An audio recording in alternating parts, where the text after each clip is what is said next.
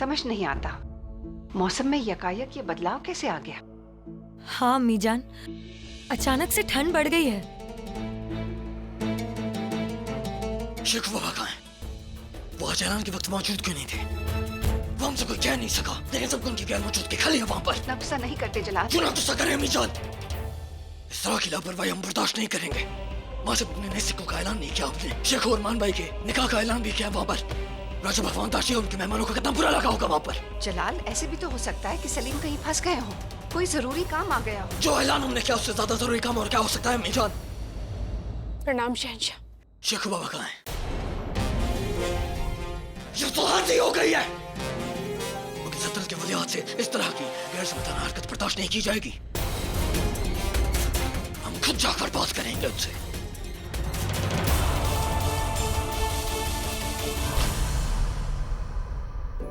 किसी को पाने के लिए अपनों को छोड़ना खुद गर्जी होती है, मोहब्बत नहीं।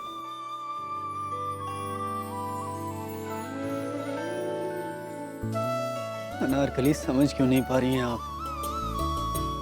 क्यों नहीं समझ पा रही है कि हमसे जो कुछ हुआ अनजाने में हुआ? हम खुद नहीं समझ पा रहे थे अपनी मोहब्बत को, अपनी चाहत को, और अब आप हैं कि आप हमें समझना नहीं चाह रही हैं। कैसे बताएं आपसे कि कितनी मोहब्बत करते हैं हम आपसे। नहीं जी सकते आपके बिना। हमें यकीन है आप हमसे दोबारा मिलेंगे, सही सलामत। इस अधूरी मुलाकात को पूरी करने आप जरूर लौटेंगे।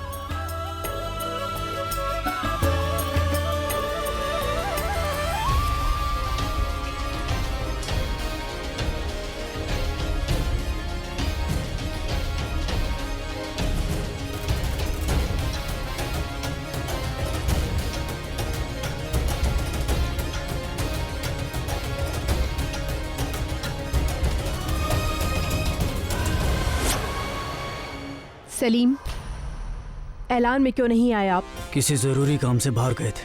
इतना बड़ा दिन था आज, आपके विवाह की घोषणा हुई, शहंशाह ने नए बादशाही सिक्के का ऐलान किया और आप कह रहे हैं कि आपको कोई और आवश्यक कार्य था। हमें तो इस बात का भय है कि वो न जाने क्या करेंगे आपके साथ।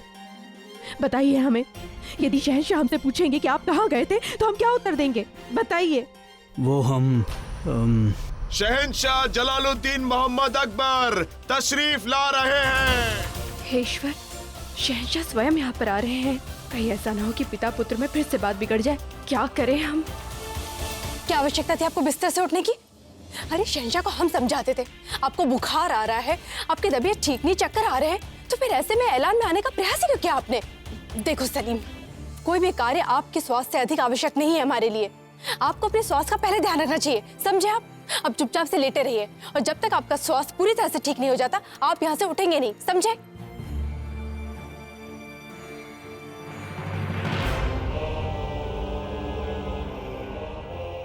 क्या हुआ शेख?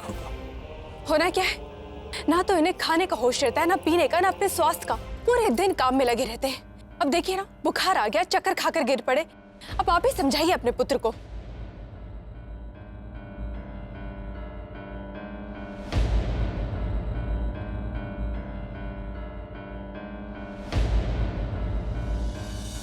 ये झूठ क्यों बोल रही हैं? अगर तबीयत खराब थी आपकी तो आपको आराम करना चाहिए था। वही तो हम समझा रहे, परंतु सुनते कहाँ है हमारी?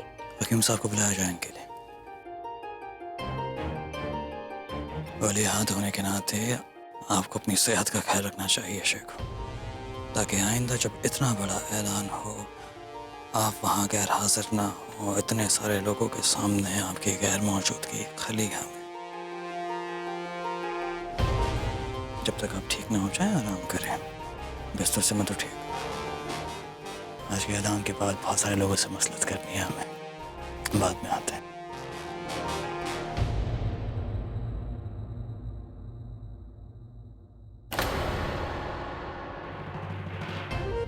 मरियम ज़मानी, क्या जरूरत थी आपको झूठ बोलने की? हमारी तबीयत बिल्कुल ठीक है, फिर क्यों शहंशाह से झूठ बोला आपने हमारे लिए? इसलिए ताकि वो फिर से आपसे नाराज न हो जाएं। आज शहंशाह ने बादशाही सिक्के जारी किए, बहुत प्रसन्न थे वो। हम नहीं चाहते थे कि माहौल बिगड़े, इसलिए आज पहली बार हमने अपने पति से सत्य नहीं कहा, आज वो भी आपके कारण। सलीम, कम से कम अब तो हमें बता दीजिए कि आप कहाँ गए थे। हमें कोई ज़रूरत नहीं है आपको बताने की कि हम कहाँ गए थे और क्यों गए थे। और हाँ, हमारे लिए आपको अपने शौहर से झूठ बोलने की कोई ज़रूरत नहीं है। हम अभी जाकर उन्हें सच बताएंगे, खुद जाकर सच बताएंगे उन्हें। नहीं सलीम, आप कहीं भी नहीं जाएंगे। हमें जाना है और उन्हें सच बताना है। आप हटिए। रुकिए। रुकिए शहंशाह।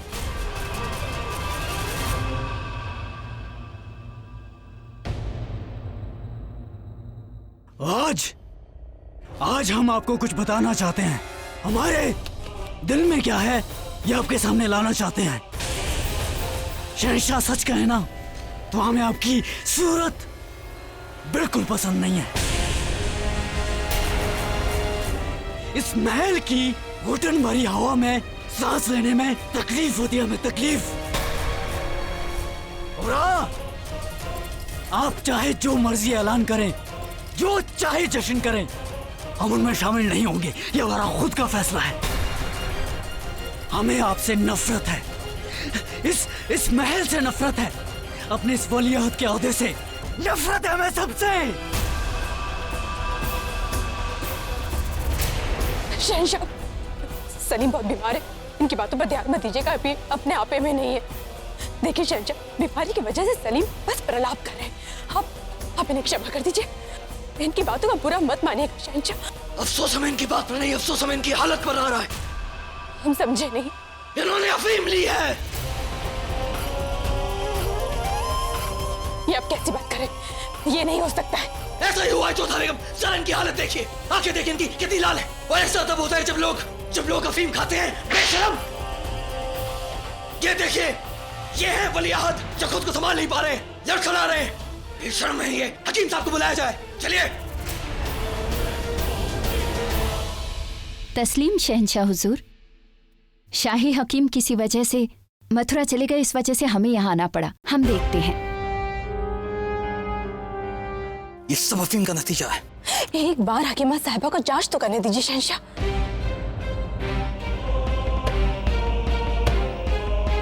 शहंशाह हुजूर, वलीअहद की हालत ठीक नहीं है। जो भी हो, आप हमें बेखौफ होकर बताएं। हमारा शक सही है ना? इन्होंने अफीम खाई है ना? नहीं शहंशाह हुजूर, अफीम की वजह से इनकी हालत ऐसी नहीं है, बल्कि तेज बुखार की वजह से है। लेकिन इनकी आंखें, इनकी हालत, ये तो सब अफीम के नशे की वजह से होता है। लेकिन जब तेज बुखार दिमाग पर चढ़ता है तब भी ऐसा ही होता है। और इस वक्त वलीअहद उसी बुखार की चपेट में है। हम दवा दे रहे हैं, आराम करेंगे, ठीक हो जाएंगे। जो भी हो, हम बस चाहते हैं कि जल्द से जल्द शफा पाएं। देखा आपने? आप सोच भी कैसे सकते हैं कि हमारा बेटा इस बुरी लत का शिकार हो सकता है? हमें जो लगा हमने वो कहा। और आपसे ज्यादा खुश हम हैं इस बात को जानकर कि इन्होंने अफीम नहीं ली। और बेहतर होगा कि ये जिंदगी में कभी अफीम की बुरी लत भी न लगाए।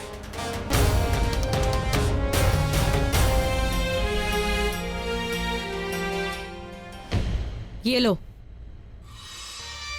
तुम्हारे काम और बंद जुबान दोनों की कीमत है। किसी को कानों कान खबर नहीं होनी चाहिए कि ये सब तुमने हमारे इशारे पर किया है। जी बेगम साहिबा, आपका हुक्म सर आंखों पर।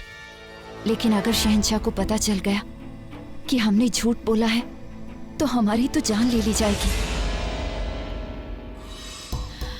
ऐसा ना हो उसके लिए हम हैं यहाँ।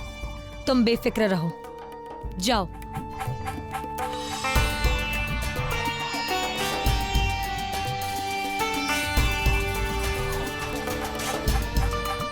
किसी को कभी भी पता नहीं चलेगा जलाल कि तुम्हारा बेटा अफीम से भी बड़ी लत में फंसा हुआ है। ये लगातार तीसरा हमला है इस महीने, और बार बार हमारे दुश्मन इसी इलाके से घुसपैठ करते हैं। चिंता मत कीजिए शहंशाह, खाना वहाँ के लिए निकल गए, वो सब संभाल लेंगे। हमें उनकी काबिलियत पर कोई शक नहीं है, लेकिन इस मुश्किल का हल हम एक ही बार में निकाल देना चाहते हैं ताकि बार बार हमारे दुश्मन इस तरह की घुसपैठ ना करें। इस मामले पर आप क्या कह रहा है राजा बीरबल साहब? हम भी यही सोच रहे थे शहंशाह। सुरक्षा की दृष्टि से हमारी सीमा चारों ओर से सुरक्षित है, परंतु उत्तरी पश्चिमी का ये इलाका थोड़ा कमजोर है। बीरबल जी ठीक कह रहे हैं शहंशाह, ये एक इलाका है, इसके एक और नदी, दूसरी ओर घना जंगल है। घुसपैठ का रास्ता यहीं से है और यहीं से हमला करके वापस जाने का रास्ता है। यदि इस इलाके में किला बना दिया जाए और स्थायी रूप से सेना तैनात कर दी जाए तो हम घुसपैठ को रोक सकते हैं। हुजूर, जंगल का जो ये बाईं तरफ का इलाका है, यहाँ पर किला बनाया जा सकता है। बहुत खूब, हमें मशवरा अच्छा लगा आपका। तुर्मल साहब, इस इलाके के बारे में आप हमें बताएं कि यहाँ किला बनाने में कोई दिक्कत तो नहीं आएगी हमें? नहीं शहंशाह, यहाँ पर सिर्फ एक ही गांव है जिसमें एक ही कबीले के लोग रहते हैं। बाकी सामरिक दृष्टि से किला बनवाने के लिए ये जगह बिल्कुल उपयुक्त है। तो फिर ये तय हुआ, यहाँ हमारा किला बनाया जाएगा। इस काम की जिम्मेदारी हम आपको सौंपते हैं राजा मान सिंह। फौरन इलाके का मुआयना कर आप हमें सारी खबर दें और काम शुरू करें। जी। और इस काम में शाह मंसूर आपका साथ देंगे। इस नाचीज पर एतबार करने के लिए बहुत बहुत शुक्रिया शहंशाह। हे तुलसी माँ, क्यों बार बार हमें बुरे स्वप्न आ रहे हैं? क्यों सलीम ऐसा बर्ताव करते हैं?